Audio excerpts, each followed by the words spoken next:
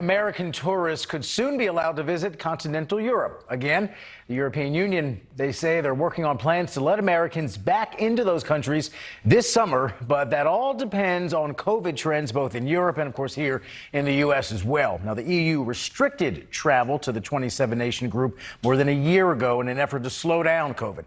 Earlier today, I spoke with international travel expert Peter Greenberg about this and what kind of impact it could have on the entire travel and hospitality industry.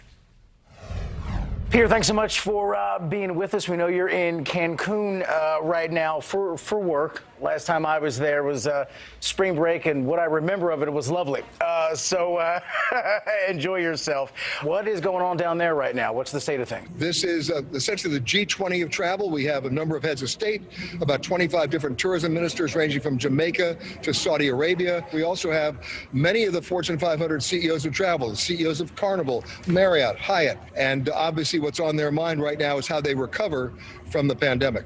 So in terms of international travel right now, where does the U.S. stand in terms of the rules, and how welcoming are people going to be of us considering where we are as a country in this pandemic?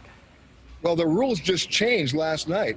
The European Union announced, that's 27 different European Union countries, that if you are a fully vaccinated American traveler, that this summer you can go to Europe without having to quarantine. That is big news for every form of travel. And Peter, I remember some headline a few days ago in terms of the U.S. clamping down on like 80 countries. So we're still in a posture right now where we are still pumping the brakes here. So you are anticipating some kind of let up?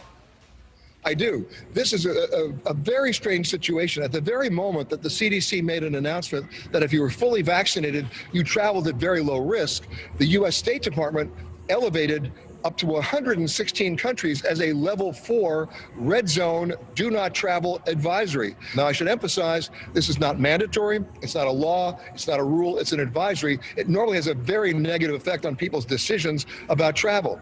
Not necessarily this time. People are getting vaccinated at the rate of nearly 4 million a day. And for the record, CDC is still advising against non-essential travel if you're not vaccinated, but certainly you've made a lot of progress with vaccinations in the last few months. You mentioned the cruise ship business industry, I should say, a minute ago. Talk a little bit about that. How are they bouncing back in terms of reservations right now? Well, they've already repositioned so many of their ships out of U.S. ports to Bermuda, the Bahamas, St. Martin, to Greece, to the United Kingdom, to Israel, and many others. And they're doing so because they're not waiting for the Centers for Disease Control to lift that conditional sail order, which they say they may not lift until November. They're basically said, we're the one aspect of the travel industry that can literally move our assets, and they're doing it, and they're selling out. How are hotels doing? Well, that's the big question mark, because some hotels have closed and may never reopen. We're still dealing with 34% of all hotels in technical financial default, unable to make their debt payments. Now, the banks haven't foreclosed in many cases because the banks don't want to run hotels. They're hoping for a turnaround. This may be the sign. When you have reciprocity, people visit everybody, and that's what's going to hopefully happen and get these guys back on the road. And Peter, before we let you go, your number one bit of advice for folks who are at home right now watching this saying, I would love to plan a trip to wherever, domestically, internationally. What is the number one bit of advice you would give those folks as we speak tonight?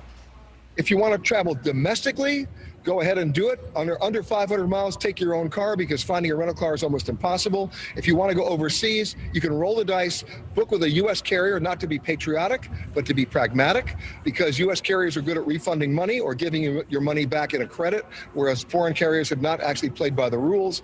And you can do that up to 330 days out. And you know what? If you have to cancel later on, you're not going to lose your money. Thank you, Peter. Enjoy your time there. Thanks for giving us a few minutes.